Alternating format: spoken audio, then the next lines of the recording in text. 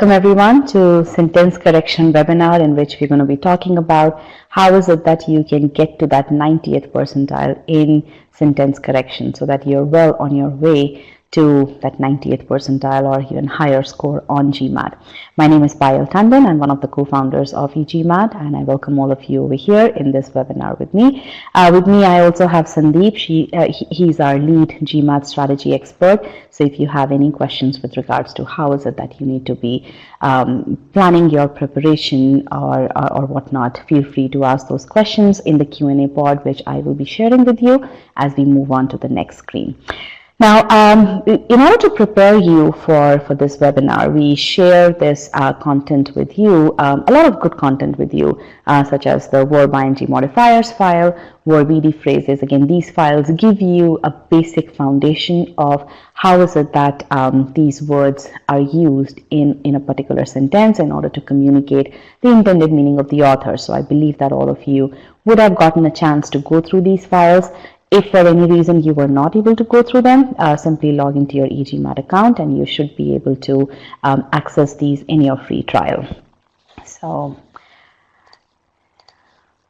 now every weekend we conduct webinars so that you understand how is it that you should be preparing for the test.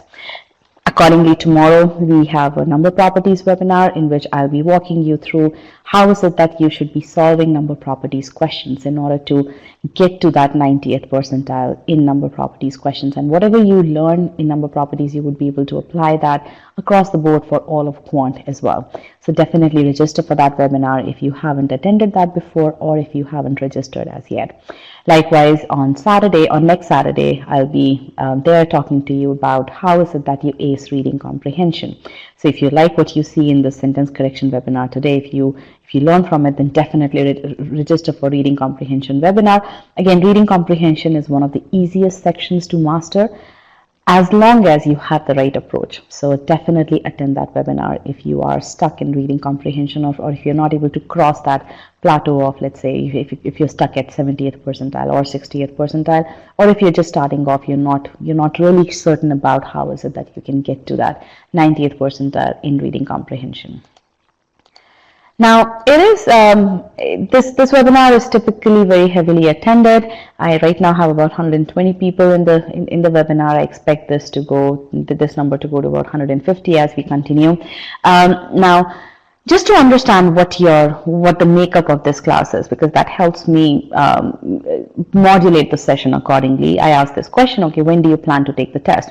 So I see that. So if you haven't put in your responses yet, please do so right now. So I see quite a few of you. The largest segment here, 30% of the class, has the test within the next 15 days. Okay, all right. Now, even though you have your test within the next 15 days, and I don't recommend drastically changing your strategy, you would still gain a lot from this webinar. Why? Because you would know if there are certain tweaks that you need to do in your strategy, or let's say if you're stuck in sentence correction, you're okay with quant, you're okay with CR and RC, but you're stuck in SC, you have ample amount of time to push your score in the right direction so that you get to that target score in sentence correction. So you're at the right place. And again, that holds true for everyone else as well, people who have their test beyond 15 days. All right, sounds good. Now, I'm going to change the presentation pane, and it's going to go into another presentation pane which shows sentence correction on the top, and it shows what is your target GMAT score. So if you can see what is your target GMAT score on your screen, then click on yes over here. That way I know that the layout has stabilized at your end. All right. Sounds good. So it has stabilized on majority of people's computers. Okay. Now just a few housekeeping tips before I go further. Now this, as I said, it's a pretty heavily attended webinar. Now I may not, although I try to answer. Okay, hold on. Don't answer the question yet. Don't answer the question yet in the Q&A pod, and that's precisely why I want to do these housekeeping tips here.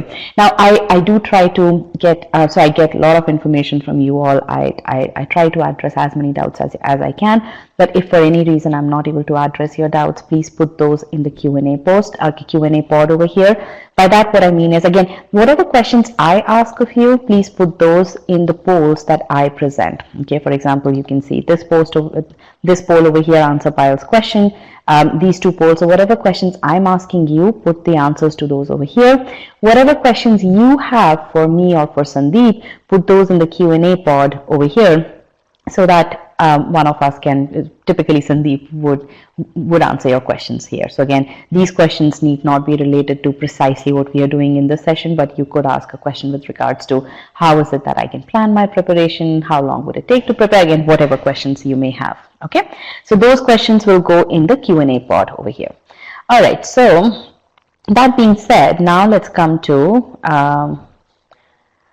this poll over here. What is your target GMAT score? All right, now you can answer this question over here. What's your target GMAT score?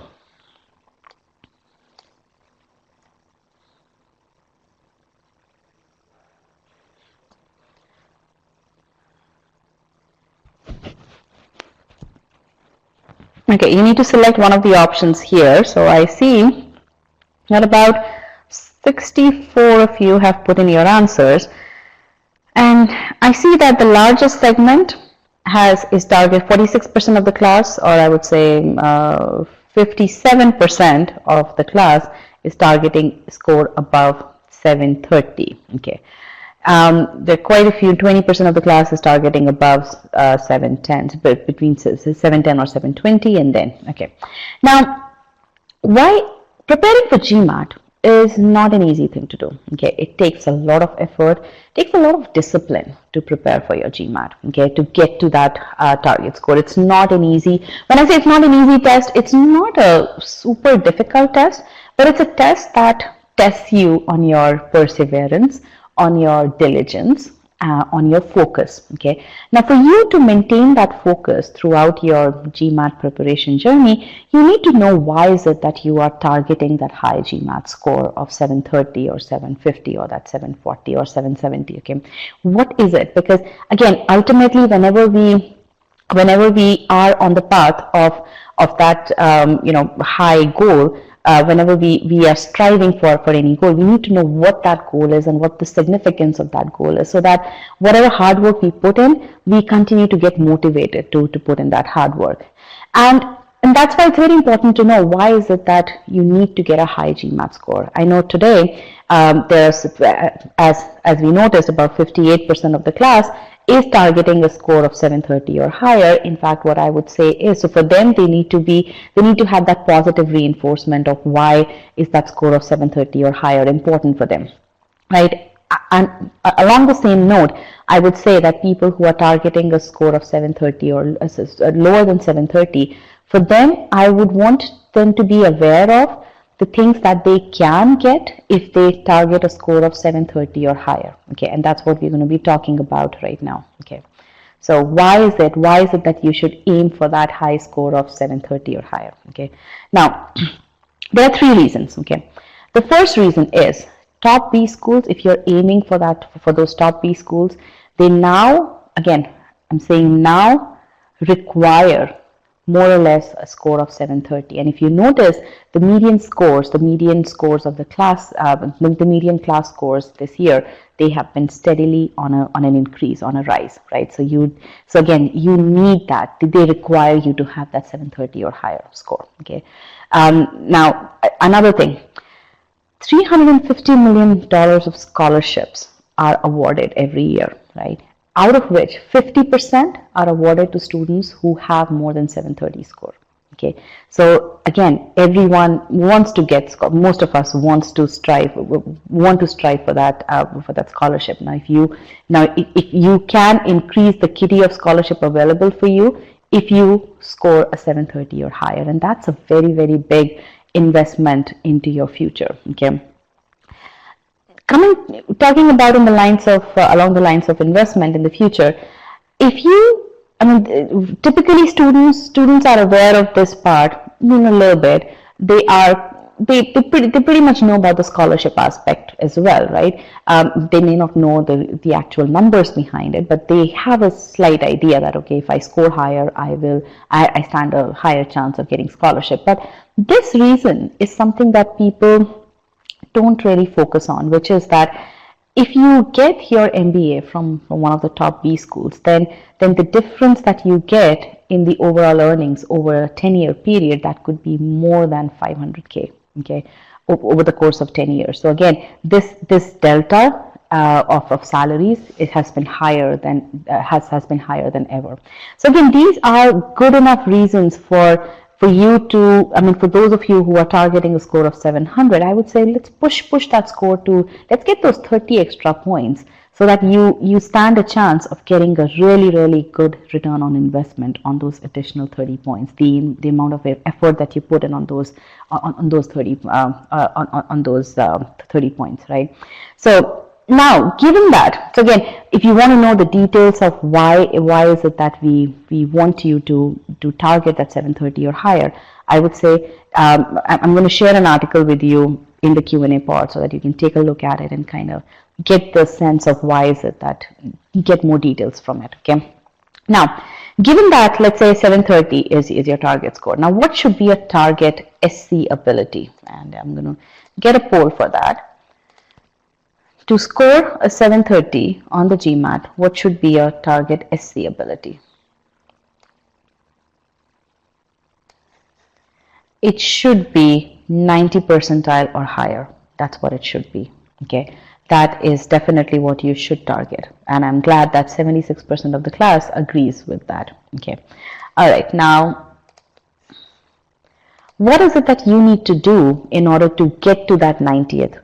In order to get to that 90th percentile ability, what we're going to do is we're going to now evaluate you on what your current skill set of SC is. We're going to solve some questions and then we are going to assess your skill set. Okay, so here comes question number 1. In all, we're going to be solving, I believe, 5 questions in this session. Okay, we'll try to solve 5 questions. Typically, we have time for about 4 because based on the discussion, the amount of time that we spend discussing those questions, but we'll try to solve those 5 questions here. So here's question number 1. Typically, I don't time you all, but I'll give you a warning at about 90 seconds. If so, I would want you all to put in your answers before that. All right, so let's get the poll here. I'm getting the question. Okay, here's the question. Can everyone please click on still solving? That way I know that you are engaged in solving this question. Yeah, so we are about 160 people right now, so let's get, okay, let's take this number to about 100.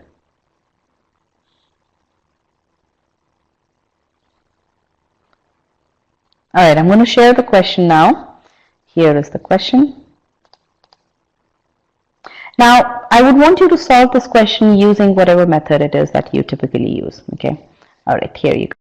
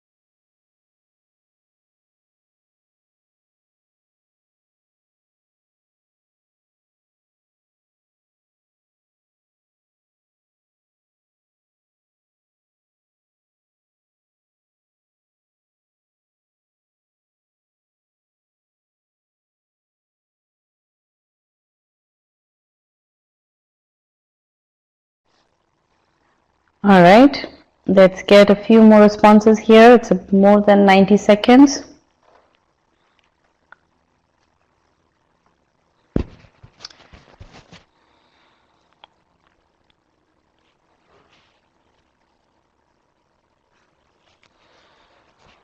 All right, I'm going to end the poll now.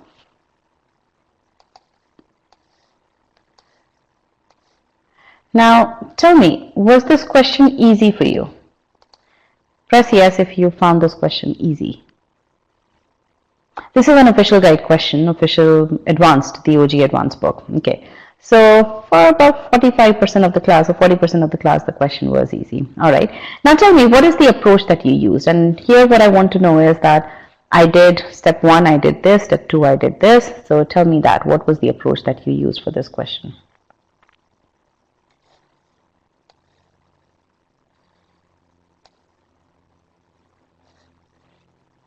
POE, parallelism, meaning, okay. Read well, okay. Idiom, POE, looked for parallelism, okay. All right, how many of you typically use splits method? And for those of you who are not aware of the terminology, by splits method, what I mean is that you try to find similarities and dissimilarities in the answer choices, and you try to eliminate certain answer choices based on those similarities or dissimilarities. How many of you use that method typically? Okay, so about 80% of the class. And how many of you used splits for this question? Okay, good. So quite a few of you use splits method for this question. So what we're going to do is we're going to walk you through. Okay, first of all, I don't use splits method, but I'll do my best to simulate the thought process that some of you may have used. Okay, so once I go through this, tell me how many of you use that thought process. Okay. So the first thing that I'll do is quickly read the sentence and then scan the choices to find similarities and patterns. Now here clearly I see that C, D, and E use by and A, B don't use by, right? So then I have to decide, okay, which split is actually correct. Now sentence has less by government, is influenced less by government regulation. So really by split is actually correct. That is, we need by, and I did see that quite a few of you have written that in your thought process as well, which means that A and B are out of question. Okay, and if I take a look at the responses here, your responses, I see that here it's 2%, so very few people selected this choice, and then here it's about 18%. So B was a decently popular choice. So again, for those of you who selected choice B, you didn't look at this grammatical aspect over here, okay, if you were using the splits method. Now decide which of C, D, and E are correct. Now C, because you found it a little weird, you rejected it. The coming to an end, it just seems a little weird. So you rejected choice C. And if you see, very few people selected choice C. Again, only about around 19% of students selected choice C. Now we have to select which of D or E is correct. Now E seems better because, by the end of is parallel to the to the government regulations. Both are nouns. So you found that this is parallel. So you rejected choice D and you selected E as the correct answer. Now, how many of you followed this thought process, or close to this thought process, in order to arrive at the answer? Because I can see that 41% of the class selected choice E. So about 55% of, so more than half of the class utilize this thought process. Now, the answer is not choice E. The correct answer is choice C. Now, how many of you are shocked to hear that the correct answer is choice C, the choice that a number of us conveniently rejected because it sounded weird? So, majority of you are shocked to hear that. Okay. All right. Now, where did we falter? What was not quite right with this process? Tell me. Given, again, I'm going to walk you through the solution based on the method that we use here at e-GMAT. But just right now, how many of you can't find, or can you figure out what was missing in your in your approach? Why? I mean, it seems pretty solid, right? There's a solid reason why you're rejecting each of the choices, but can you just predict as to what could have been missing here? End versus coming to an end changes meaning. Okay, meaning it has to be evaluated. Absolutely right. Okay. Now, it's good that some of you can recognize that is the meaning which was an issue, right? Now, how do you incorporate meaning? That's very, very important, right? And that's what we're going to be focusing on this question, okay? But first thing that I want you to realize is, because this is a very, very important realization, and before I even go into how is it that you understand the meaning, how do you incorporate meaning in your process, I want you to first understand this, that to solve, now again, first of all, this is an advanced official guide question, which means it's a 700 plus level question. And according to official guide, this is a grammar based question. We are not even talking about a meaning based question. This is a grammar based question. And even on this question, we were not able to solve correctly utilizing the splits or the pattern recognition in its true form. Okay. So essentially, you cannot solve difficult questions by utilizing the splits and the pattern recognition method. That is something which I want all of you to take away from this question, from the approach that you followed for this question. Okay.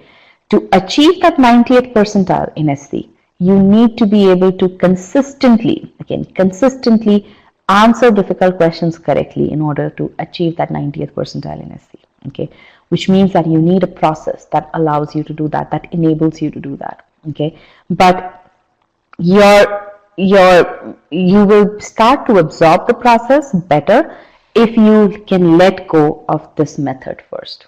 Okay, so that's why this is a very, very important learning. Okay.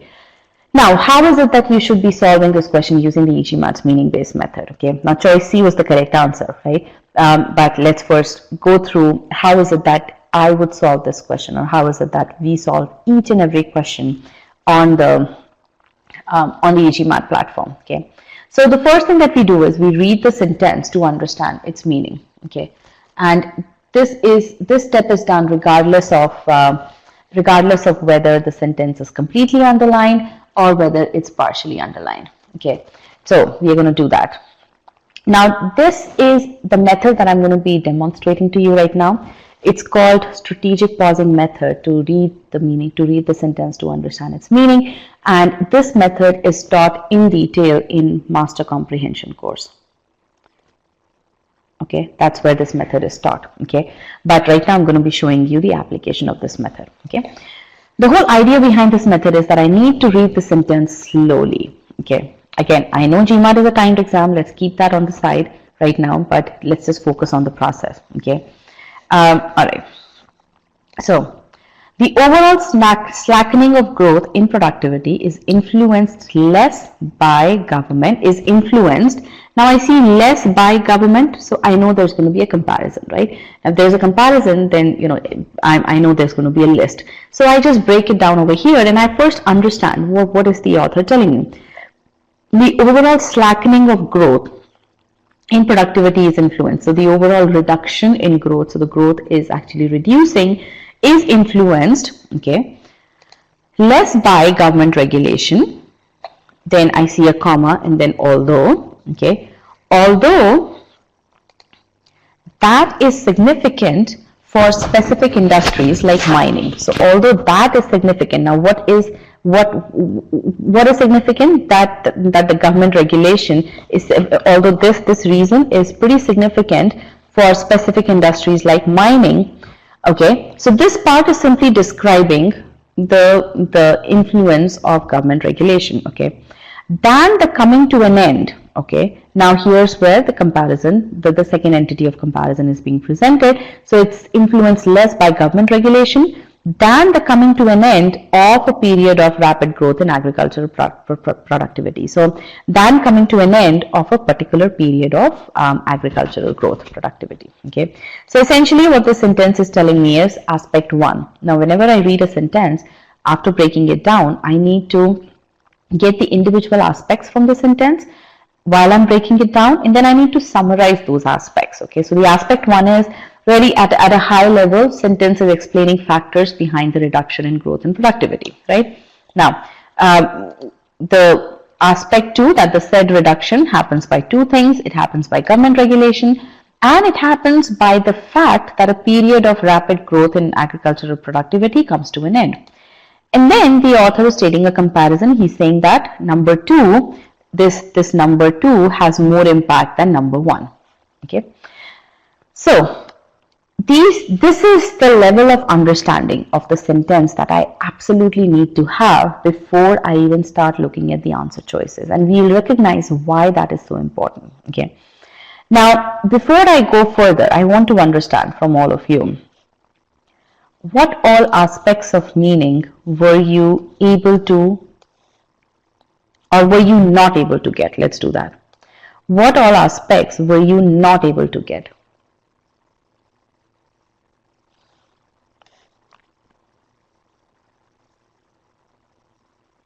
And if you were able to get all the aspects, then click on none. So I see that quite a few of you were not able to get aspect 2, that the fact that a period of rapid growth comes to an end, and then some of you were not able to get the comparison aspect stated. Okay. All right. So, okay. Now let's see how. Now we're going to see how is it that this has an impact on your selection of the answer choice. Okay. But before we go there, we are going to do a quick. Okay, this one is done. Before we go there, we're going to do a error analysis here. And again, error analysis is straightforward here. The word by is missing, so that there is a parallelism issue, which again, most of you were able to identify. Okay. Now let's take a look at each of the answer choices. Now choice A and B are wrong, because choices A and B are wrong because of the missing by. Choice C, if you think about it, choice C is correct. And again, I know that it's correct from the by standpoint, but it's also correct from the coming to an end of the agriculture, the said period, right? Why? Because what this choice is saying is that it's what the fact that a period, that the said period actually comes to an end. That is what actually led to, that is what is one of the aspects over here. Yeah, right? But if you take a look at choice D, why is choice D wrong? The choice D is saying that it happens by the action of ending. So there are quite a few of you who selected choice D, It happens by the action of ending. That's not what the sentence is saying. The author is saying that the fact that this period comes to an end, that is what is the thing. It's not the action of ending it. Okay, so there is a meaning change. Likewise, in choice E also, there's a big meaning change, that it happens by the final part. No, it doesn't happen. It has got nothing to do with the final part of the said period. It happens because this thing actually comes to an end. The fact that this period comes to an end. So there's a big meaning change. And what you can appreciate is that because you were not able to understand this aspect over here, aspect 2.2, that is why you were not able to select the correct choice. That is why you fell in the trap of this prettier looking answer choice on the surface, but as such this choice changes the meaning of the sentence. Is this point clear? Yes or no?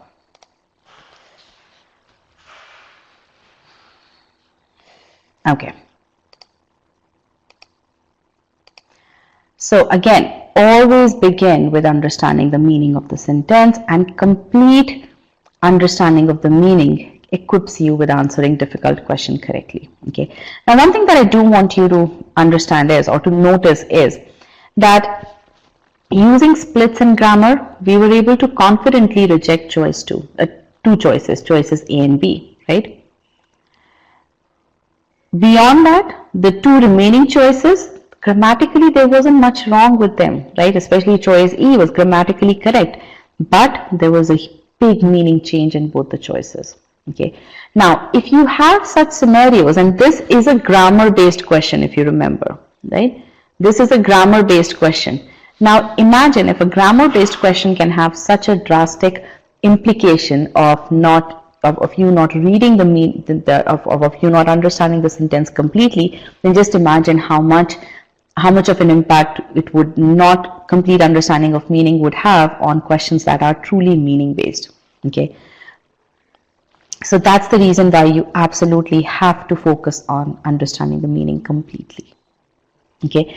Now, some of you may think, okay, what if I first eliminate the answer choices as much as I can based on my splits methodology, and then I consider the meaning?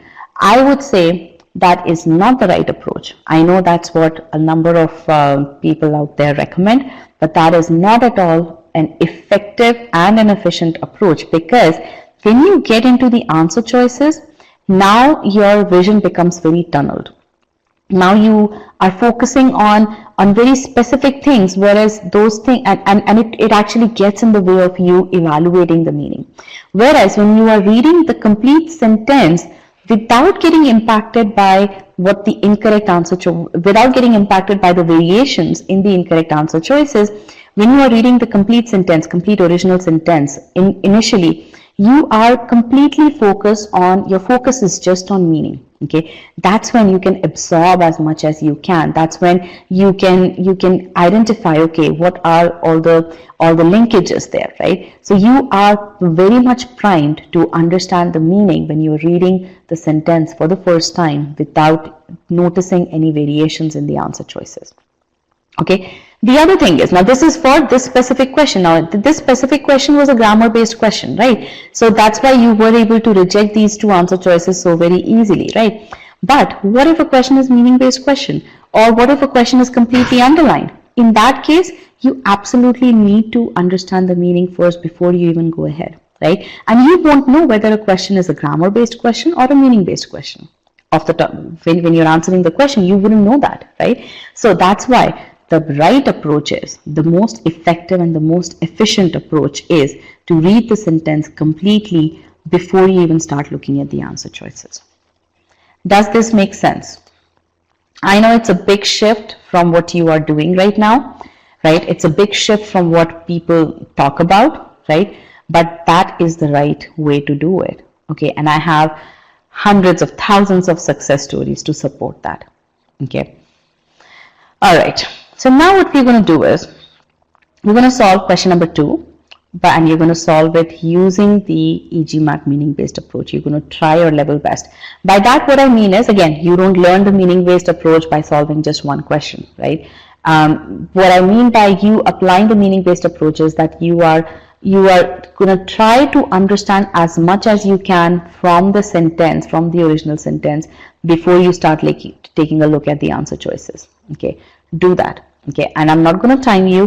What I'm going to do is, as soon as 50% of the class puts in the response, I'm going to give you a 30-second warning. Okay, that way it's the class in general that's so it's a group that that's timing you. All right, here is the question, and can you all please click on still solving?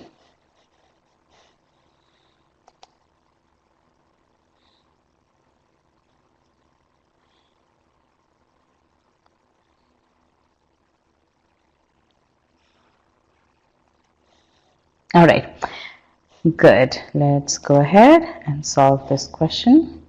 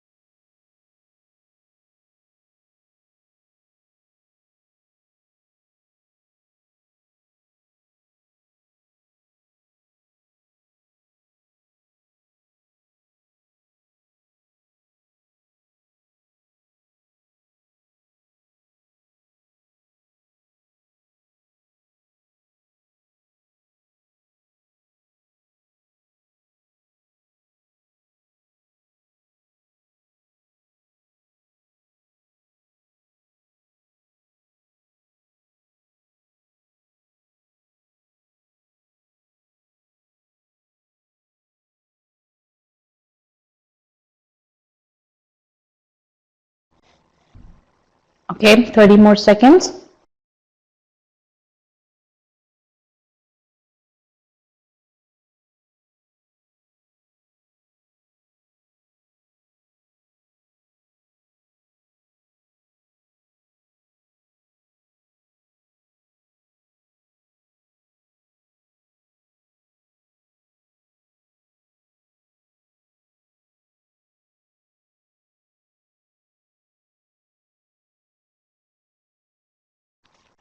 All right. Here are the responses. So about 48% of the class selected choice. So no one selected choice. There's just one vote for this one. About 48% of the class selected choice B. Then choice C, 17%. So the remaining choices, choice E was 15%. And then another 15% could not, no response here. Okay. All right. So the correct answer here is choice B. Okay. That's what the correct answer is. So let's go into the solution. Now, tell me one thing. Were you able to find any dissimilarities or similarities in the answer choices?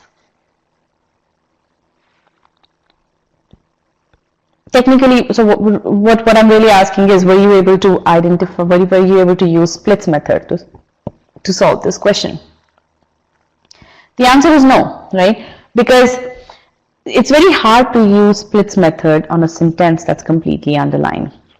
Because again, the amount of effort that you'll spend in just identifying the similarities and dissimilarities, that's not really going to go in your, that's not really going to help you at all. Okay, so it's very hard to basically identify clues from the answer choices to basically figure out for a completely underlined sentence. Okay. Now, so that being said, let's take a look at how is it that we would solve it using the meaning-based approach. And again, the key thing is strategically pausing, reading it slowly. Because diegetic music, I see a comma, so I pause there. So because the author is saying because, it means that there is a cause and effect in this sentence, right? Because diegetic music actively referenced in the film rather than confined to the background. So actively referenced in the film, what does that mean? That means that it's used actively in the film rather than confined to the background, rather than being stuck in the background. Okay. Invoking a sense of verisimilitude. Now this part over here describes diegetic music. Invoking a sense of verisimilitude also describes diegetic music, right? It's a modifier for diegetic music. Now diegetic music invokes a sense of verisimilitude. Now what does verisimilitude mean? We don't really need to know the meaning of it. The author explicitly states that.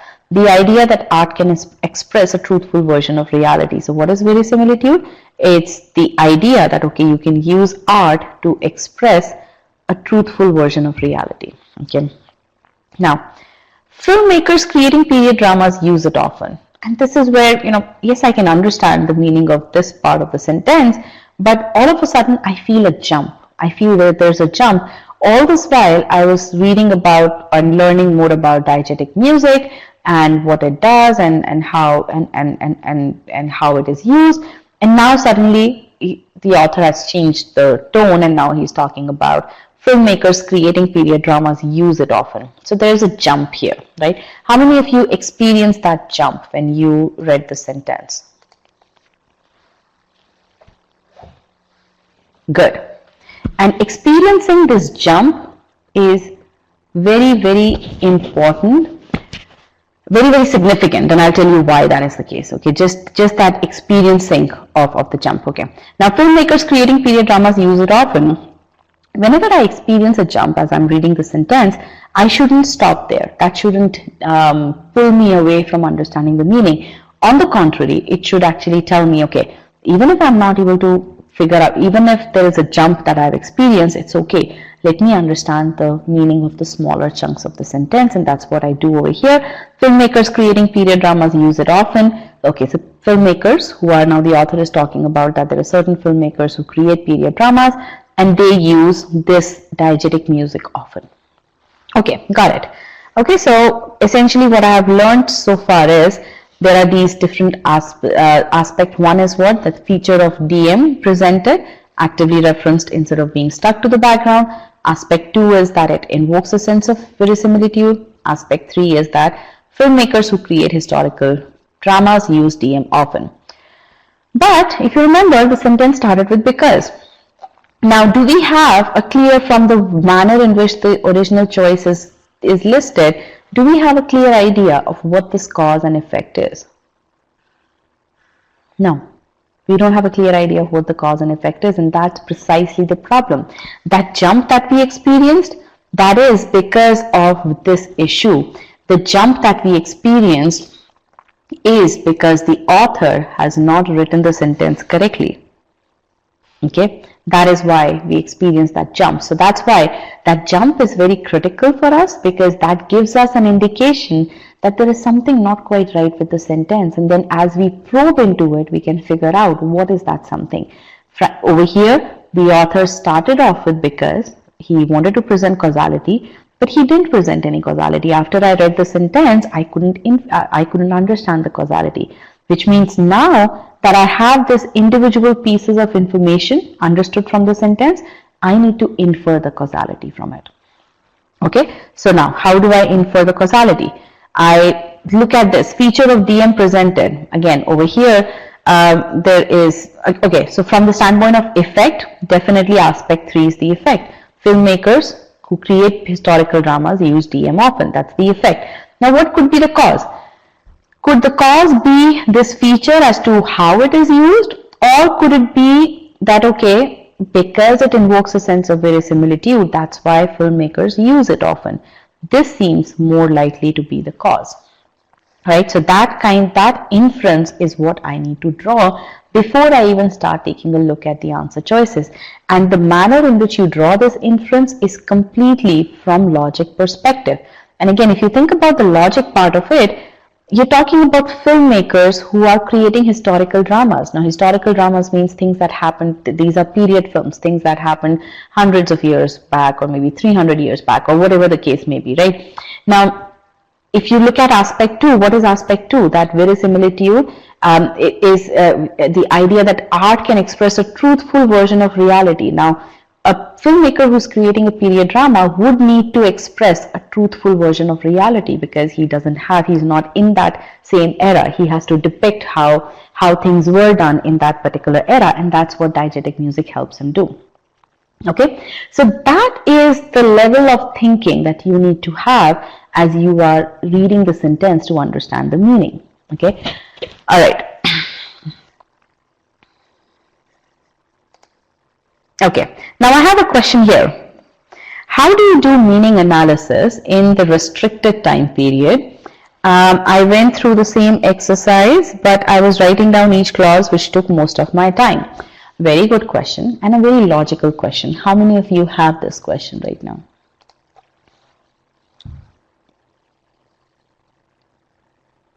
Okay, good. I'm glad you're thinking about that, okay, because ultimately you are the one who has to apply the process. Let me finish the solution of this question, okay, and then I'll answer your question, okay. So let's go through this one. So again, the key thing over here is whenever you don't get 100% clarity in meaning, which means that if you, an indication of that could be a jump that you experience in the sentence, you should always spend a few seconds more on the original choice to infer the information from the sentence before you even take a look at the answer choices.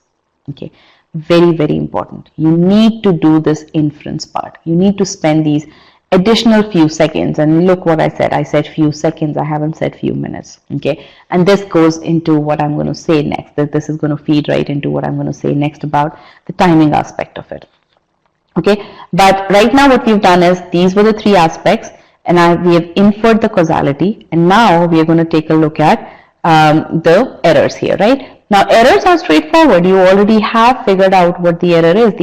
The reason why we felt that jump was because diegetic music does not have a verb. That is the main issue over here, okay, and that's why you felt that jump. But there's no there's no complicated concept over here. Now let's take a look at choice B. Now The beauty of breaking down the sentence into its smaller chunks and understanding the various aspects that the sentence wants to communicate, the beauty of that is that in a completely underlined sentence, we have now this sentence is no longer composed of, I think this is about 53 words. It is composed of these blocks of information. Okay, actively referenced in the film rather than being confined to the background. This is one block. Then you have invoking a sense of verisimilitude. This is second block. Then the idea that art can express a truthful version of reality. That's your third block. This is your fourth block, and then because diegetic music is your fifth block. Now these 5 blocks is what your sentence is composed of, and you're able to do that because you have split the sentence into its smaller chunks in the sentence structure form. Okay, and all of this we teach you in Master Comprehension course, and then we carry forward with that in our application files, and I'm going to walk you through that. Okay, so now what you're doing is you're taking a look at, when you're evaluating answer choices in a completely underlined sentence, you're taking a look at how these chunks have been placed. You don't have to read the entire sentence word by word, because typically those chunks are kept together. So actively referenced in the film rather than confined to the background, that was our chunk number 1. So the chunk number 1 has been placed up front. Diegetic music is often used by filmmakers creating period dramas. Okay, so now because it invokes a sense of verisimilitude, so again the cause and effect is absolutely correct. The idea that art can express the truthful version of reality, it modifies verisimilitude, absolutely correct. Okay, so that is how you now evaluate the answer choices. You not only have your subject, verb, pronoun, modifiers as your checklist, you also add your meaning, the aspects that you got from the original choice. You get those also as part of your checklist. Aspect 1, aspect 2, aspect 3, and causality, because we had to infer the causality. Okay, so all the outputs, each and every output of the first step comes into your second step over here as well. Now let's take a look at choice C. Now choice C, again I have this checklist over here. The reason why choice C was wrong is that causality is not okay. Over here the causality has been changed into because it is actively referenced in the film, and that is absolutely nonsensical. That's not what we inferred, because that's not a logical sense. But from grammar standpoint, this thing is absolutely correct. There's nothing wrong from grammatical standpoint in this sentence, but why this is wrong is because it doesn't communicate logical sense. Okay, that's why this sentence is wrong. And again, the key thing to notice is that all the other aspects were fine over here. The only aspect that wasn't fine was the causality that we inferred. And that is why you need to infer the information before you move forward into the answer choices, because if you start to look at the answer choices, you get trapped in the variations of the answer choices, right? They are meant to be traps. Okay, and that's why you need to know exactly what is it that you're looking for in the answer choices before you start reviewing the answer choices. And that's why all of this analysis is very, very, very important before you start looking at the answer choices. Now choice D. Choice D, again, very few people selected. Over here causality is not okay, and then I believe there is something else wrong with aspect 2, that DM invokes a sense of verisimilitude. That part is also not correct. Okay, all right, now choice E. Quite a few of you selected choice E. Choice E is wrong because there is no causality at all. There is, because and has been used instead of the causal word, instead of any causal word. That's why this choice is wrong. So this choice was selected by quite a few of you. 19 of you selected this choice. Now you understand why. Now if you think about it, choice C, do I have a, okay, choice C, where the causality was not correct, meaning based stuff, and look at it, 21 of you selected it. Okay, choice E, again causality not correct, because now there is no causality at all, completely meaning based, there is no grammar issue here at all. Again, 19 of you selected it, right? So now you can see how meaning is so very critical in the answer choice analysis. Okay, in fact, as a question creator myself, I know that's what I bank upon. And that's how official question the test makers bank on you not understanding the meaning, bank on you not seeing what the author is trying to say. and they twist the meaning of the answer choices. And there are some beautiful, a number of beautiful questions in SC that you're going to see, in which very, very beautifully they change. And we saw that in the previous question, right? So again, the key takeaway here is, without 100% understanding of the meaning, solving difficult questions is a difficult task. Okay, without understanding the meaning completely, you can solve easy and medium. Easy questions definitely, because they are technically easy, so they would not have those layers of complexity. Medium level questions, you may be able to solve a few. But when it comes to difficult questions, if you don't have this 100% understanding, it's going to be very, very difficult for you to arrive at the correct answer. Okay, and in many sentences, you need to infer the meaning. It's not even an option. Okay, don't rely on answer choices to help you, because that's not what the job of answer choices is. The job of answer choices is to confuse you. So don't fall in those traps. There is a reason why they're called as traps, right? They're the close answer choices. How many of you feel that the answer choices, some of the questions that you solve, the answer choices are close? If you find answer choices are close, that is an indication that you are not following the process correctly. Okay, the answer choices will not be close if you understand the meaning completely, if you're doing all the preceding steps correctly.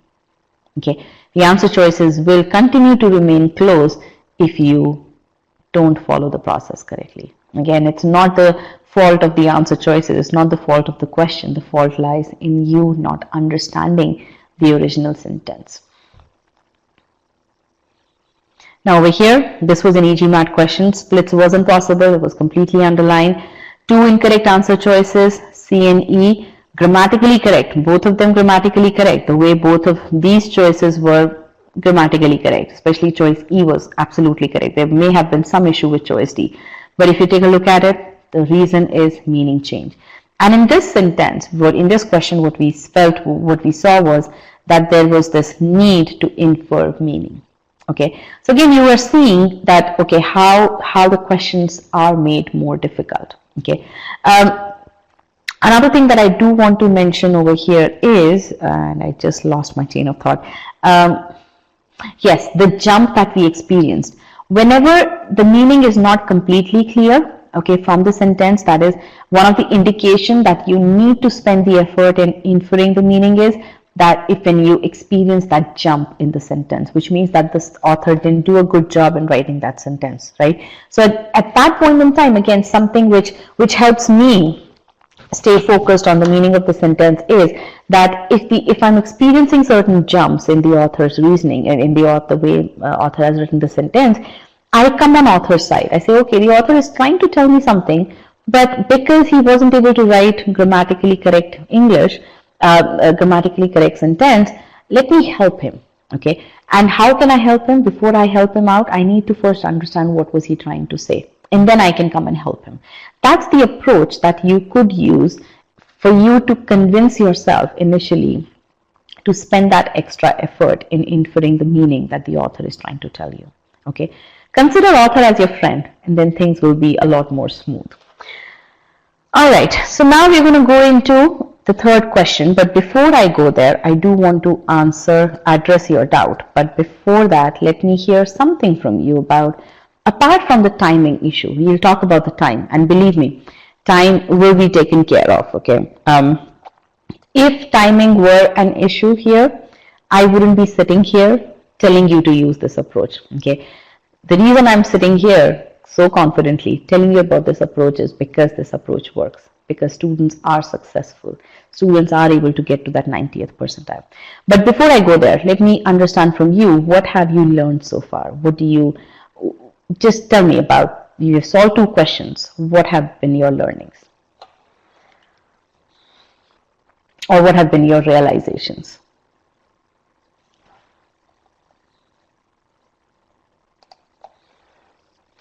Don't use split. Meaning is paramount to answer. Meaning is so important. Understand deeply the meaning always. Good. Very nice. Take your time and don't split. Okay. Good. Very nice. I am so glad. I'm really glad to hear this, to read this. All right. So now let me talk about the meaning part here, the other aspect here. And let's see, can I? Okay, we can use this slide only.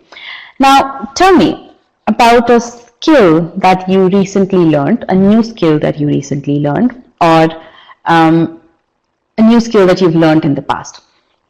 Tell me about that. Name any one skill that you've learned in the past.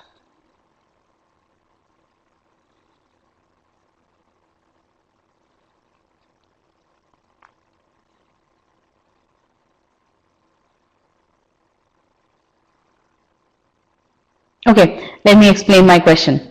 Let's move away from sentence correction. Okay, I'm trying to explain to you the whole aspect about the timing bit. Okay, that how can you solve questions by using this process in the timed environment of the test. And for that, what I want to know is any new skill that you learned.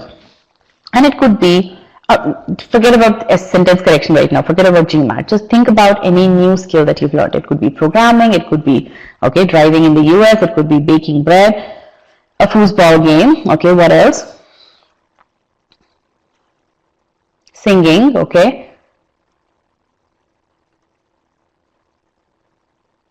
Cooking, mixed martial arts, okay. Oracle Cloud, blog writing, Amazon Web Service, to relax, that's a skill. That's a skill very much required in today's world. Then poker, learning French, pivot table, interesting, good, kayaking, scuba diving, very interesting. So a good, nice mix of technical skills, sports related skills, bike stunts, interesting, and then financial modeling, driving. Okay, now tell me, yoga. Okay, now tell me, when you learned these skills, were you able to, so I believe because you've learned the skills, you are at a certain proficiency level. Let's say you are at 70% proficiency level. Okay, were you at 78%, were you at 70% proficiency level when you started learning the skill? Yes or no?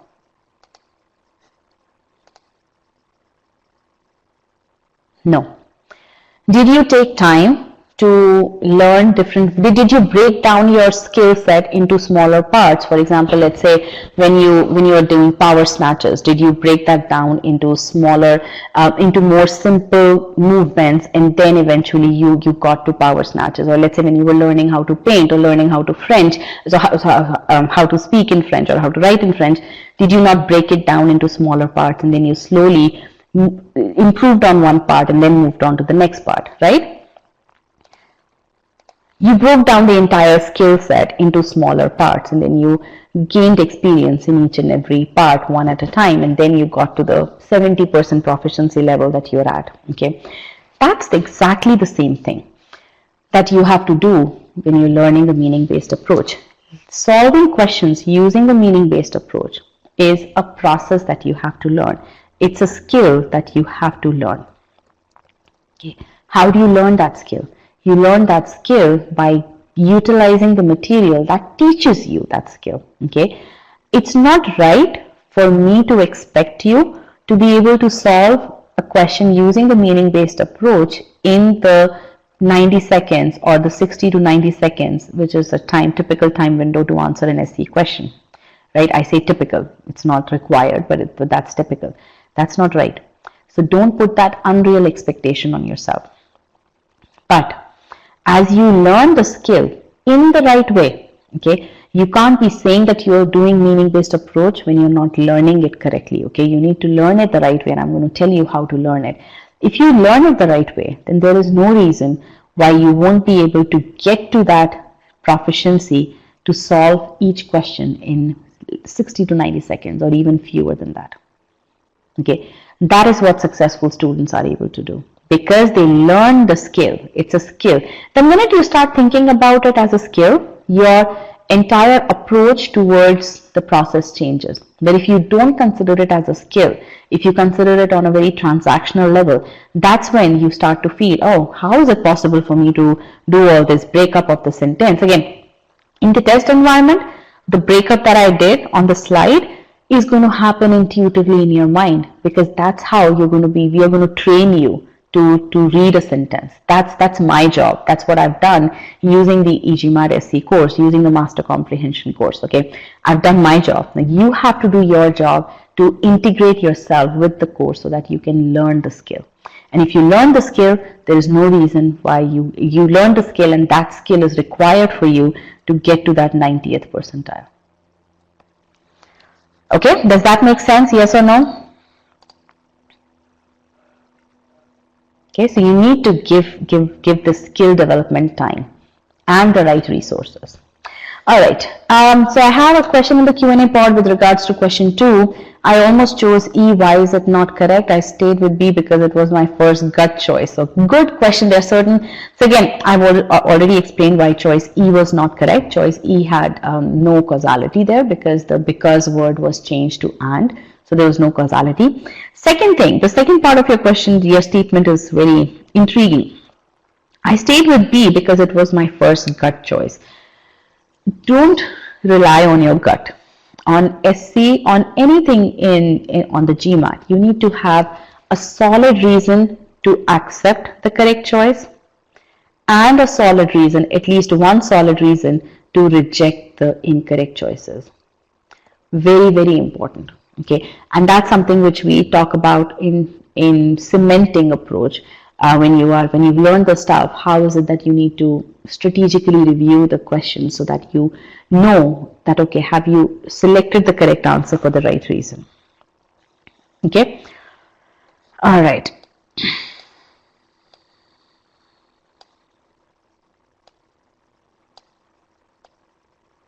Okay, so now let's go into question number 3 here. Okay, and okay, let me bring the question 3 pod.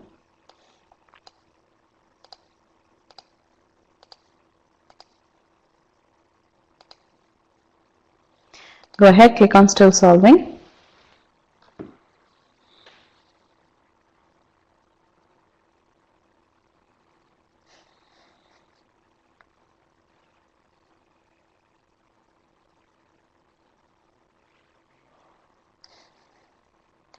All right, here you go.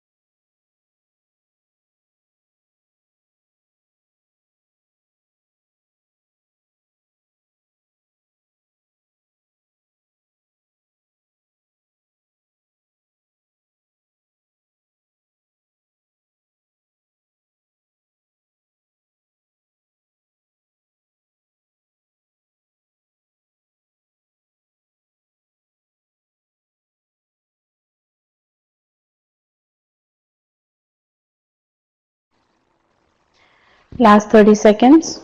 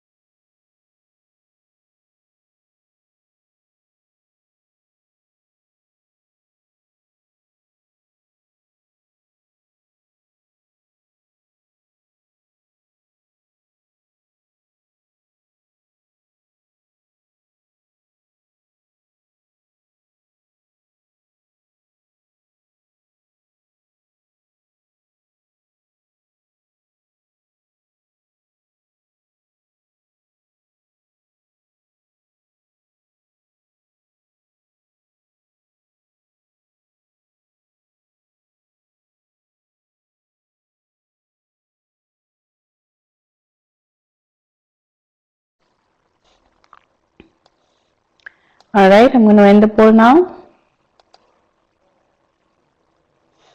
Okay.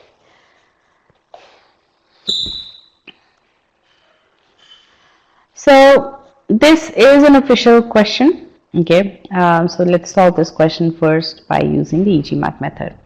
Choice E is the correct answer, and 39% of the class selected it, and it is a 700 level question for sure. Okay. Now, many of them chiseled from solid rock centuries ago. The mountainous regions of northern Ethiopia are dotted with hundreds of monasteries. Okay. Now, if I read the sentence, and I mean, it seems like a simple sentence, small sentence. Mountainous regions of northern Ethiopia have been discussed. Okay. These regions were chiseled from solid rock centuries ago, and these regions are marked with hundreds of monasteries. Okay. Now, when you think about it, you have to see, okay, it's not just enough to understand what the author is saying. You don't just take everything that the author is saying on its face value. You should also probe into, is the author making sense? Okay, is he saying the logical stuff? And that's why you have to go in, you have to do that additional check. Is he logical? Okay. Now, aspect 1, mountainous regions of northern Ethiopia have been discussed. That's pretty much logical. Okay. Aspect 2, these regions were chiseled from solid rock centuries ago.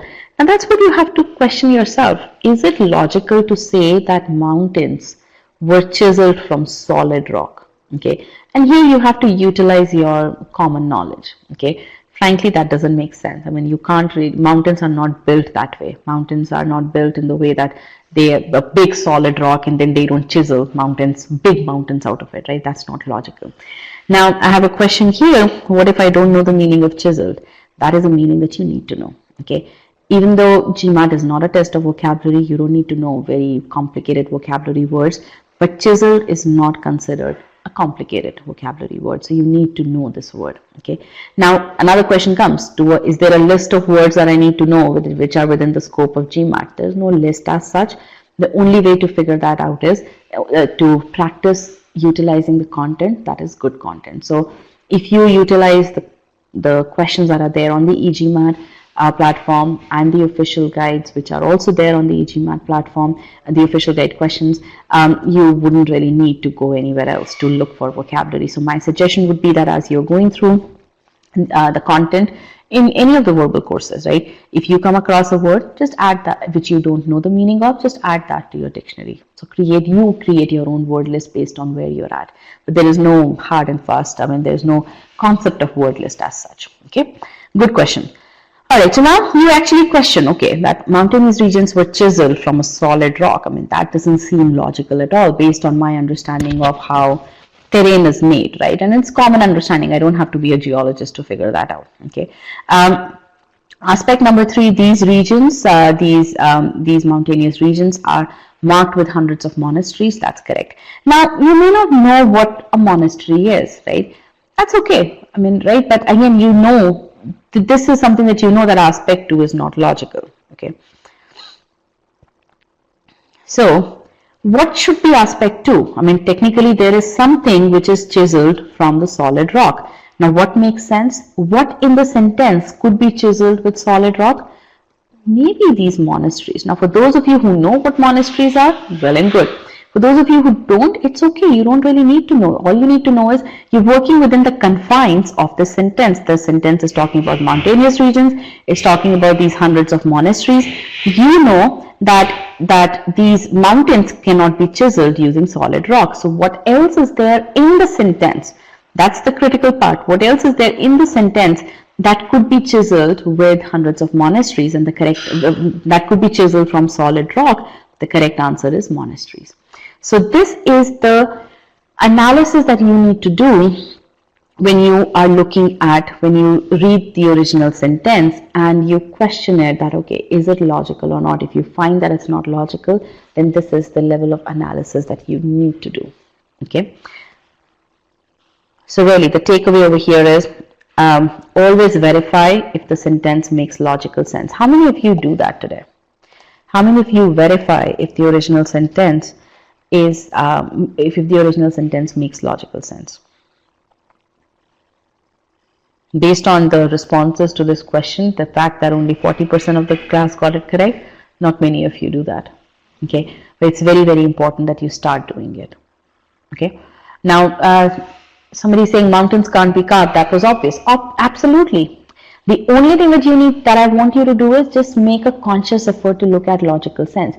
Mountains can't be carved. That was obvious. That is because you intuitively were able to. You're intuitively making that sense. You're intuitively figuring out this is not logical, and that is the level where I want everyone to get at.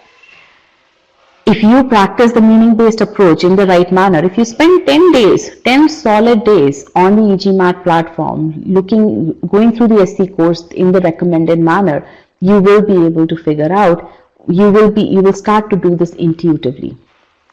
Okay, all right. So now let's take a look at the answer choices. Choice B, this is choice A, yeah. Choice A is wrong because of the reason that we have talked about. Choice B, 10 people selected it. Chiseled from solid rock centuries ago, the mountainous regions of Ethiopia are dotted with hundreds of monasteries. Again, this has the same issue as choice A does, right? So, choice C, 13 people selected it. What's wrong with choice C? Hundreds of monasteries, many of them chiseled from solid rock centuries ago, are dotting the mountainous regions of northern Ethiopia. Now here, aspect 2, the original error of choice A has been corrected, but there is another error over here, are dotting. That is not the correct verb tense because it implies continuity of action. It's in fact saying that they're continuously dotting, that is not correct. Okay, here the intended tense, you want to present a fact, that's a fact of the matter. That is what you see it today, you see it 200 years back, you see it, you see it 200 years from now, this would remain. So the fact has to be presented. Okay, so that is why this choice is wrong. Okay, choice D is wrong. Why? Because are chiseled, many of which are chiseled. Okay. Now, are chiseled is absolutely wrong verb tense. Now, there was somebody asking me, how do I choose between many of them or many of which? There's no, you don't need to really think about that part. The reason why this choice is wrong is because are chiseled tells me that this is a present action. Whereas when did this action happen? This action happened centuries ago. So this needs to be were chiseled. That is why this choice is wrong. It's a verb tense issue. Okay, that is why choice D is wrong. And again, choice D was selected by 43 of you. D and E who had almost similar amount of similar number of people selecting. Many of them chiseled, many of which were chiseled. Either of them is correct. Many of them or many of which. The reason that why the previous one was wrong was because are chiseled is not correct. Okay, all right. So again, if you think about it, again, I don't believe very many people followed this thought process because you didn't select choice B as the correct answer. But really, do not take things on face value. All assimilate the meaning. Make sure that you question whether the author is making sense. Okay, that's very important. Okay. All right. Now, in this question as well, splits were misleading. Choice A was incorrect, grammatically correct, but illogical meaning, and that's why you have to question the author. So really, you need to verify if the meaning is logical, and if not, then you need to infer the meaning. Okay. In this case, in question number 2, the meaning was incomplete. So really, you didn't have to do this part over here, verify if the meaning is logical. In question number 2, you knew that the meaning is incomplete, so you had to infer the meaning.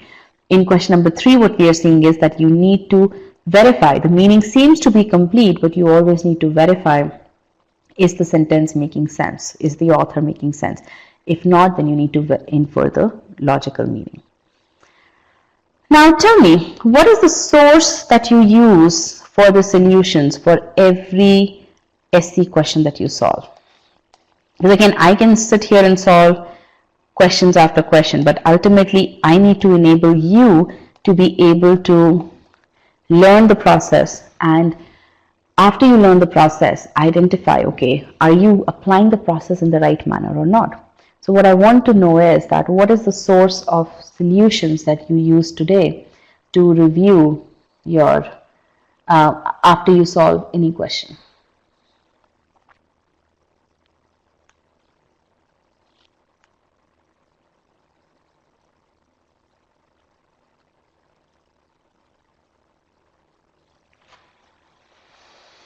OG, GMAT Club. I see GMAT Scholaranium. Okay. All right. Now tell me, does your source provide you with solutions that have this level of detail? By this level of detail, what I'm asking is that, what the meaning is the meaning logical? What are the aspects? Why is there a meaning change? Does your current source provide you with that information? No. Okay. Do you need that information? We've solved 3 questions so far, right? And what I've done is I've shown you the information, right? Do you need that information?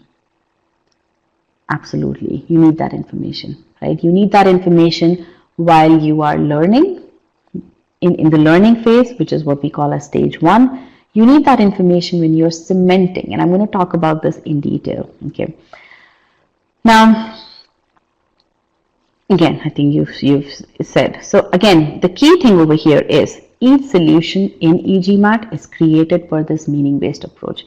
Whether it's an application file question, in which we teach you the process, whether it's practice file question in which we make you practice, whether it's Scholaranium question using which you cement, or whether they are official guide questions. Okay, each and every solution is built on this method in which you first understand the meaning, then you identify the errors, and then you analyze the choices. Okay, so I just want to leave you with that right now. Going to this question, let's solve this question as well. I believe this is the last question of this session, I believe, and then we'll go into how is it that you know there are 2 more questions. Okay, let's solve this one.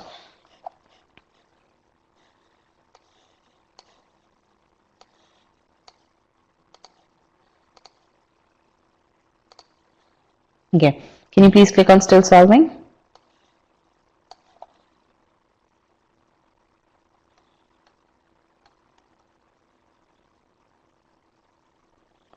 Okay, go ahead.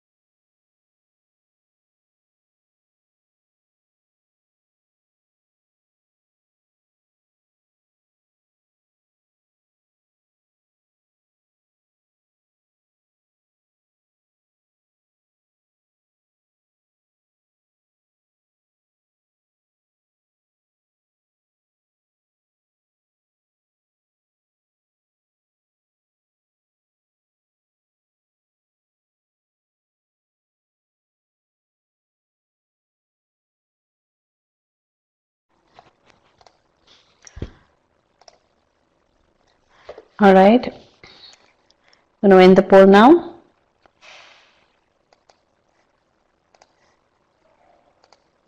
Okay.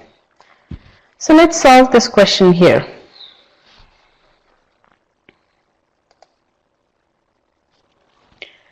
A star will compress itself into a white dwarf, a neutron star, or a black hole after it passes through a red giant stage, depending on mass. So really again, depending on mass, what should it modify? It should modify that the star will compress into these depending on the mass of the star. Okay, but the way it is used, it is not actually logical. The way it's used, it's basically saying after it passes through a red giant stage depending on mass. So it kind of illogically is modifying that part, right? So that's why, so it's illogically modifying this action instead of modifying that the star will compress itself into these. Okay, and that's what the error in this sentence is. Now if you take a look at choice B was selected by quite a few of you. After passing through a red giant stage, depending on its mass, a star will compress. Now, people who selected choice B assume that depending on its mass, modifiers will compress. Okay, but that is not right, because depending on its mass could also modify after passing. You could stop the sentence here. I mean, again, it won't be a complete one. After passing through a red giant stage, depending on its mass, you could read this together, or you could read this part together. Depending on its mass, a star will compress itself. So it could go either way, and that is why choice B is wrong. So people who selected choice B didn't know exactly why they are rejecting choice A. They didn't take that additional step to infer the meaning of the sentence from choice A. They didn't know that depending on the mass is not really used correctly here. Okay, so that is why they ended up selecting choice B as the correct answer. Now, choice C, after passing through a red giant stage, a star's mass will determine if it compresses itself. So here, it cannot refer to star here because it's really star's mass. That's why this sentence is wrong. Then choice D is actually correct. Why? Because mass determines whether a star, again mass, it's assumed that okay, mass of a star determines whether after passing through the red giant stage, the star will compress itself. So this sentence communicates all the aspects of the meaning, and that's why this sentence is correct. Okay, again choice E, not very many people selected. So again in this sentence as well, choice A was grammatically correct, but it was illogical. Other choices had pronoun reference and grammatical errors. Okay, so we'll look at this. Let's take a look at this last question as well. Okay, and then we'll go into how is it that you put all of this into context. Now I have a question here with regards to the previous one here. Whose mass it is. Now in this case, the only thing's mass that we are talking about is the star. So again, it's understandable that you're talking about the mass of the star. Okay. And again, this is an official question, right? Okay, let's solve this question as well.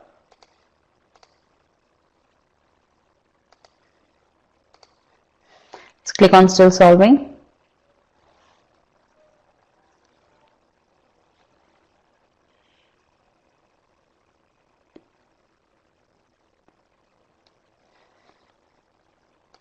Okay.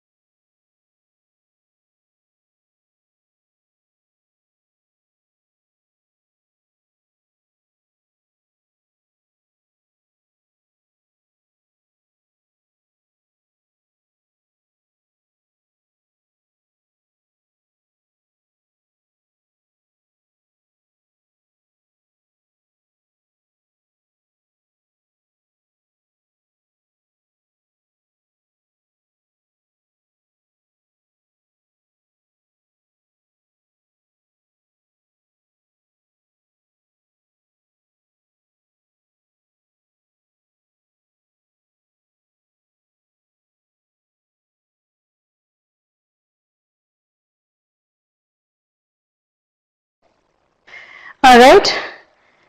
I'm going to end this poll now.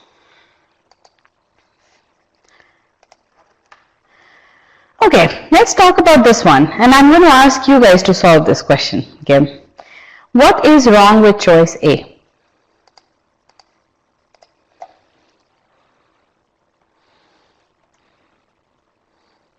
What is wrong with choice A?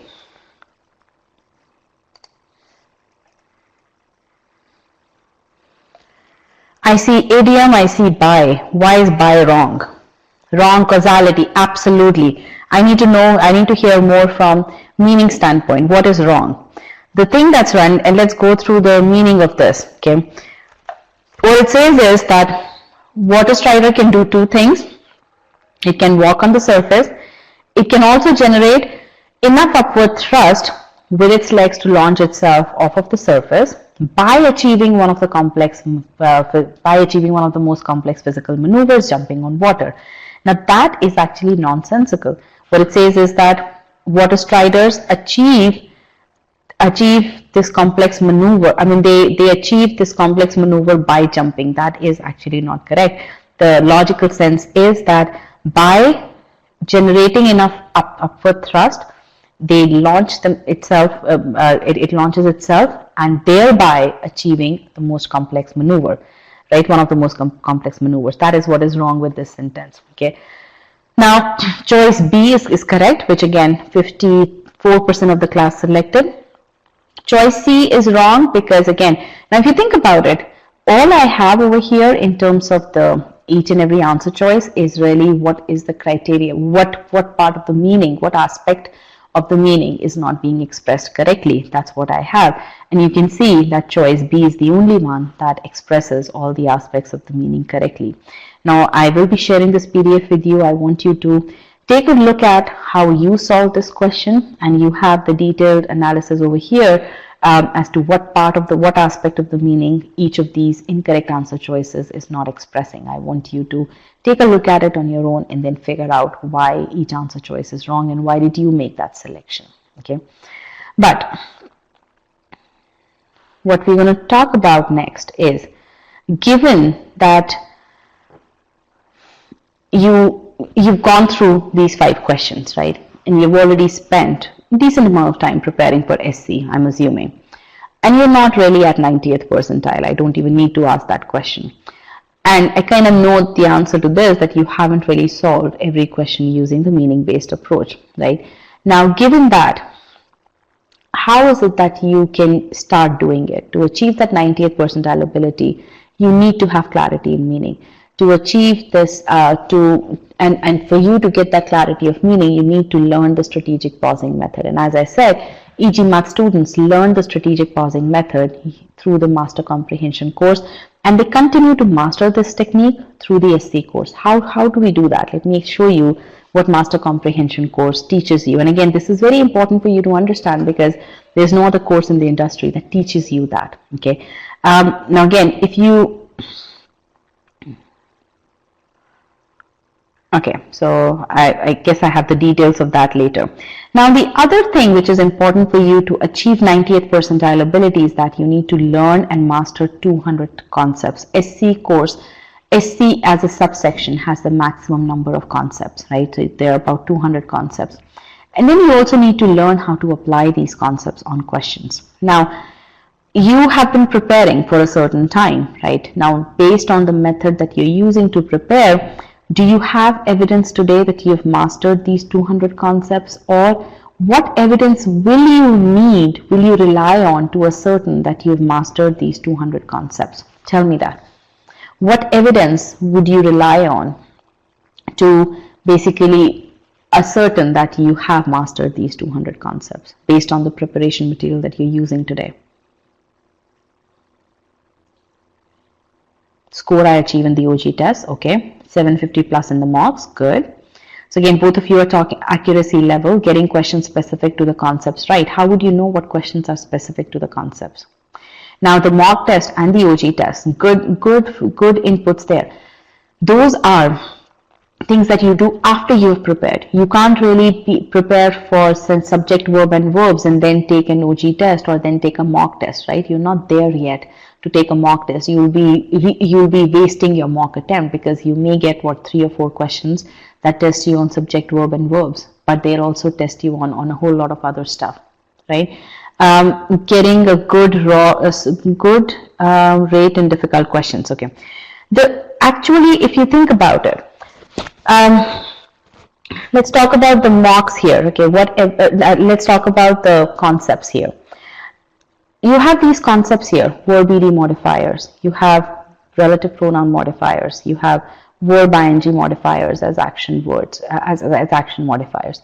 Each of these are concepts. Okay, cases in which verb ing modifiers and noun plus noun modifiers can be used interchangeably. This is a concept. The modularity of these concepts that you see in the e-GMAT course enables you to get feedback on each and every concept. That have you learned that concept the right way? Have you achieved brilliance in those concepts? Okay, that is basically how you get to know. Okay, and I'm going to give you examples of that. Okay, so when you're learning in the e-GMAT course, you get 87 feedback points. You get feedback points on each of these concepts. Okay, because we teach you concepts in a modular manner. As we are teaching you, we give you a pre-assessment quiz, we give you a post-assessment quiz, so you get to know right when you're learning verb ing modifiers, how they are used, or whether you can use verb ing modifiers and noun plus noun modifiers interchangeably. Right at that point, you get feedback whether you've learned that concept or not. Okay, you don't have to rely on OG tests, because they are not reliable. OG tests are meant for a completely different purpose. Your mock tests are meant for a completely different purpose. Okay, Scholaranium is meant for a completely different purpose. Okay, that's why you have to use the right tools at the right time to accomplish the motive at that particular step.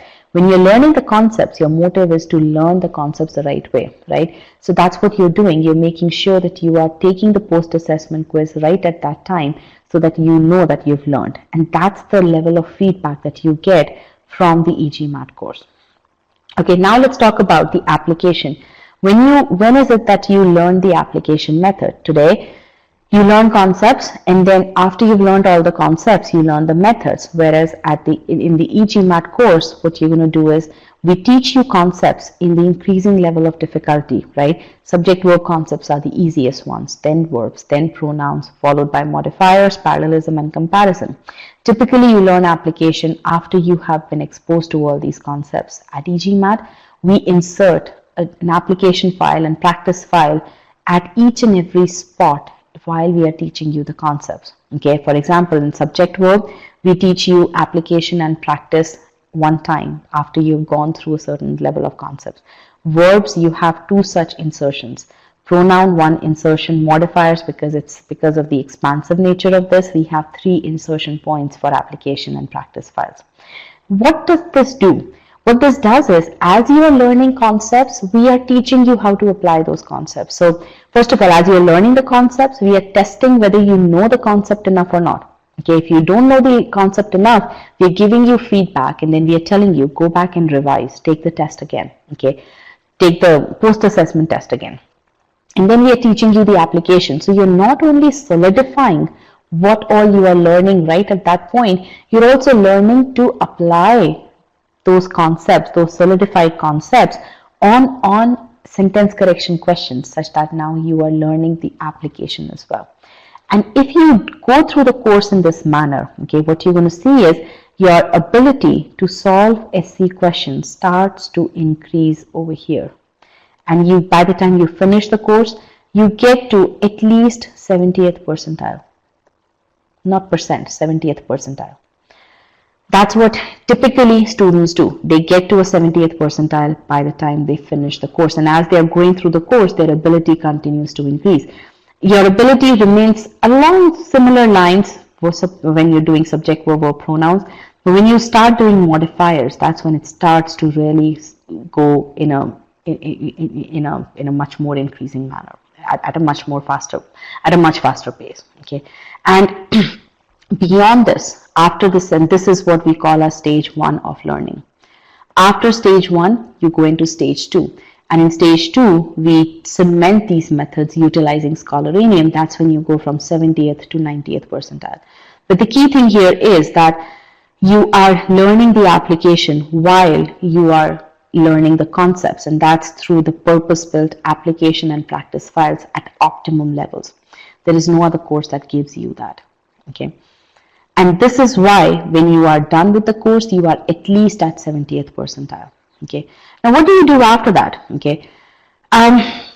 The other thing which is very important, we talked about feedback that you should get, that you need to get while you're learning the concepts. The same thing applies for feedback when you're learning how to apply, okay, so that you can take corrective actions. That's what successful students do.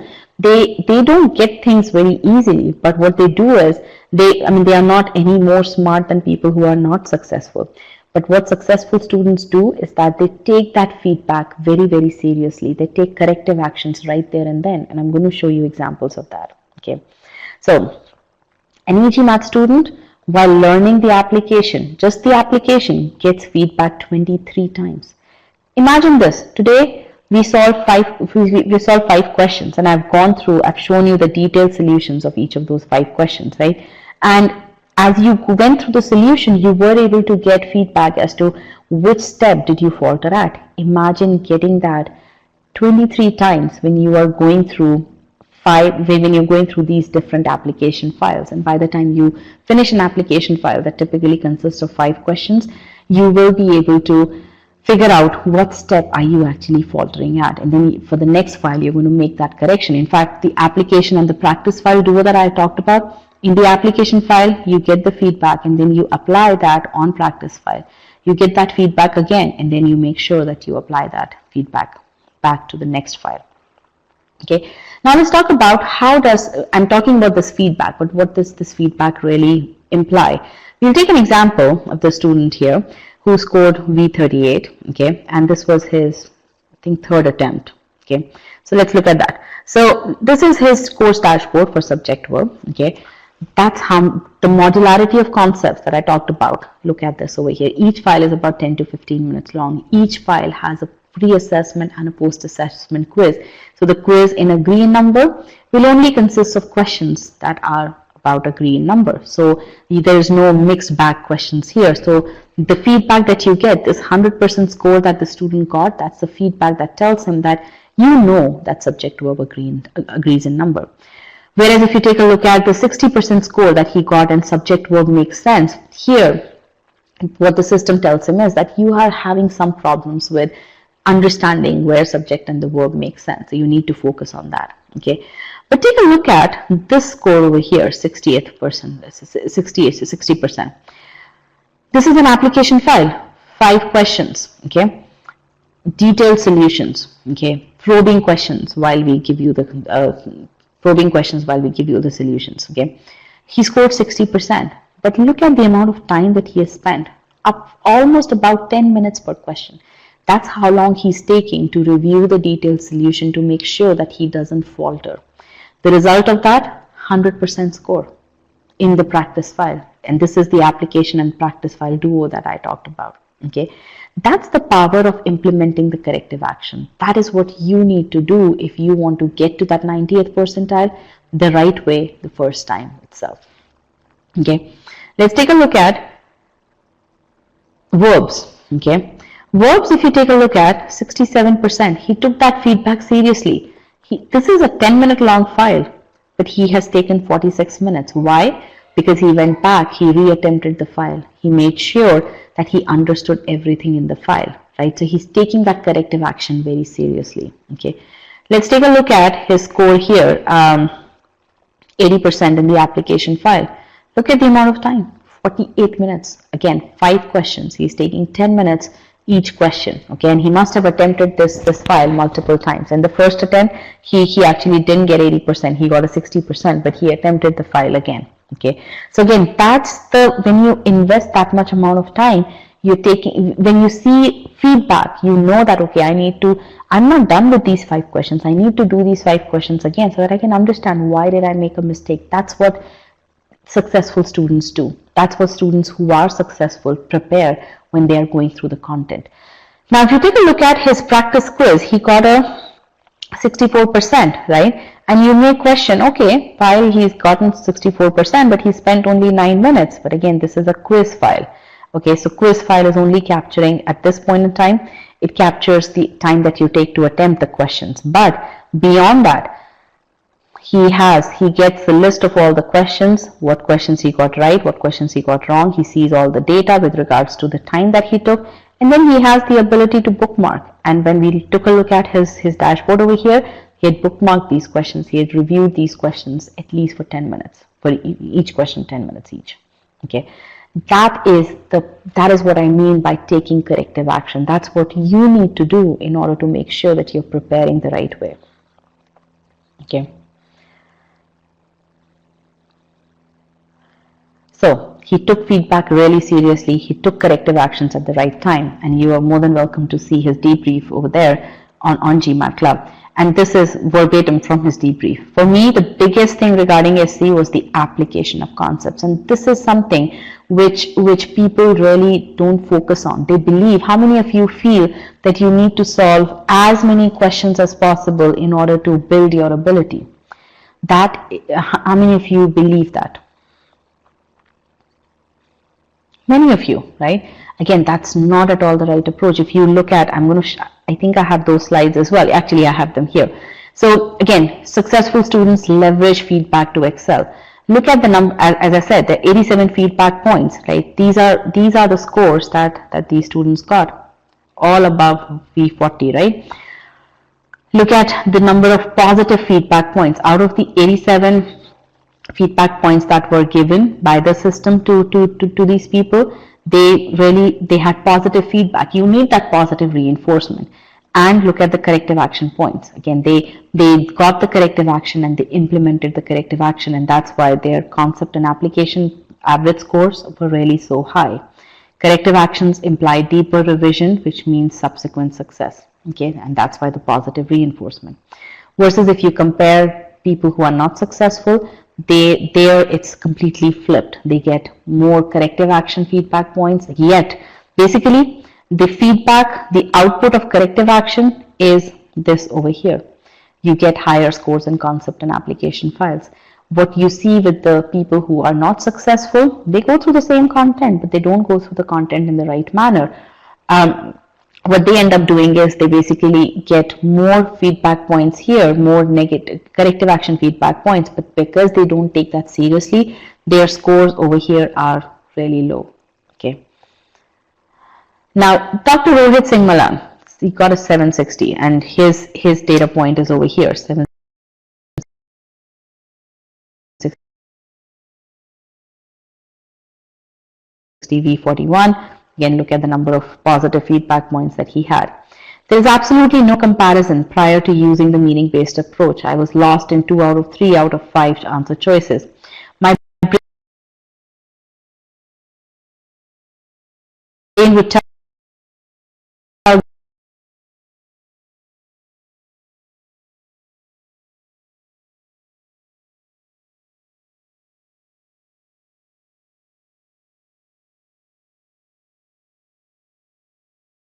me,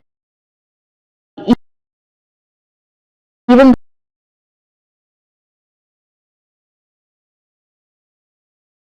this is right, this sounds right, there is no way to come to a conclusion. With the meaning-based approach, my mind was at ease. I could see the core of the sentence, understand what the author wanted to see. I could see genesis of the sentence. I could see various appendages attached to the sentence. I was rejecting answer choices on solid grounds.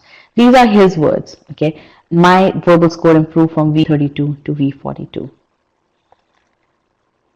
Feel free to watch his video debrief there. Jim, another magnificent success story. The meaning-based approach is a game changer. Before this, I was learning just the grammar, but I was unable to solve 700 level questions, and that's exactly what I've told you guys. Easy questions you can solve just by grammar, but you won't know whether a question is easy or difficult when the question appears on your screen, right? That's why the only way, a sure shot way to answer questions correctly on GMAT is to use the meaning-based approach. When you get to 700 level, grammar is not going to be the deciding factor because you would always have two options left. And the grammar is not, and the only way for you to be able to select the correct answer in 90 seconds is by understanding the intended meaning. Okay.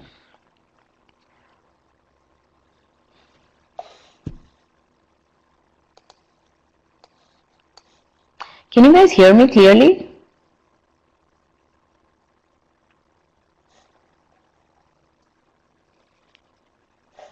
All right, good. For some reason, I think my video got paused. That's why I was wondering. Can't hear you. Okay, you can hear me now, right?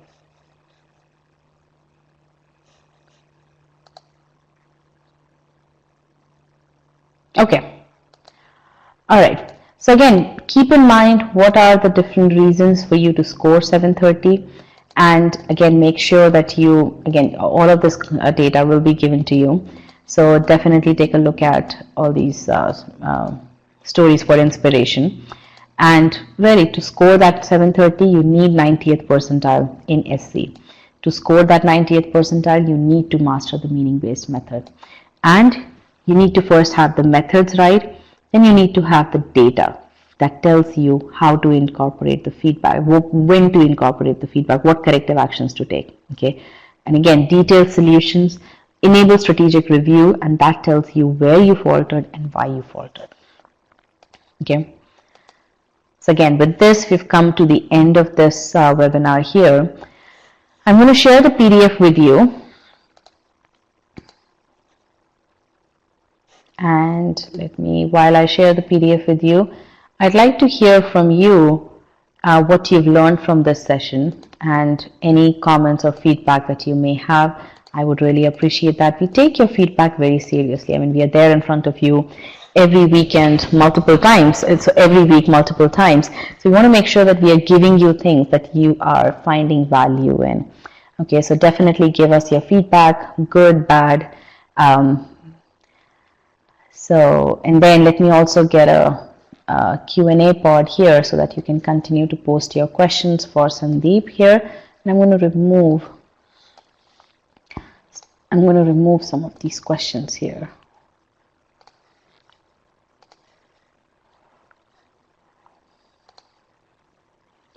And give me just a minute. I also need your quantitative feedback. So one is qualitative and the other is quantitative. Okay.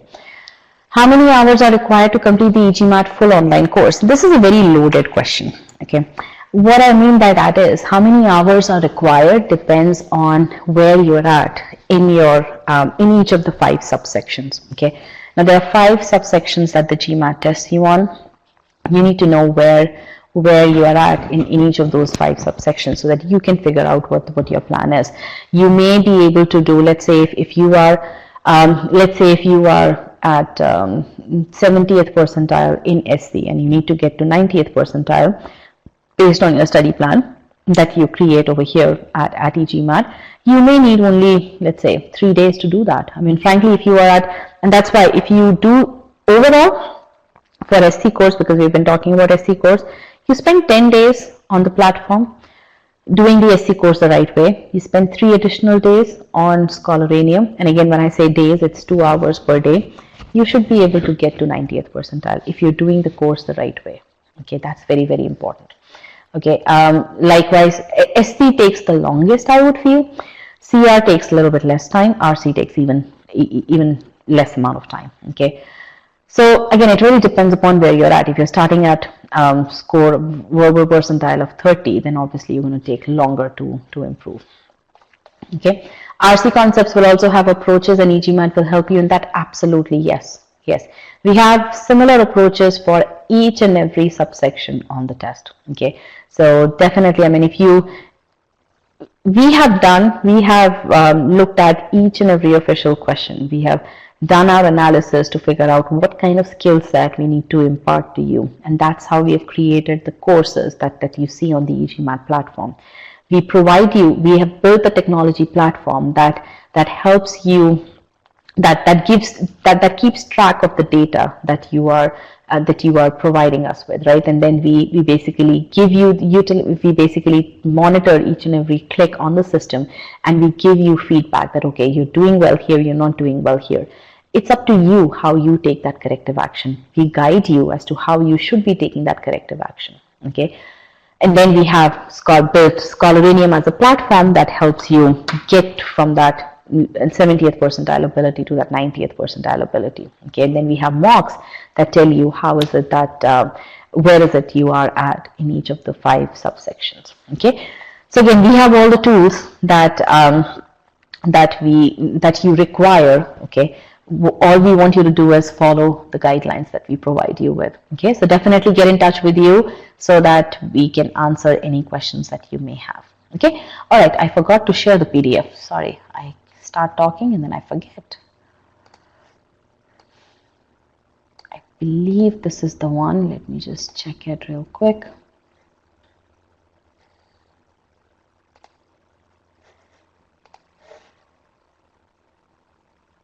Yes, this is the one. You can go ahead and download this file.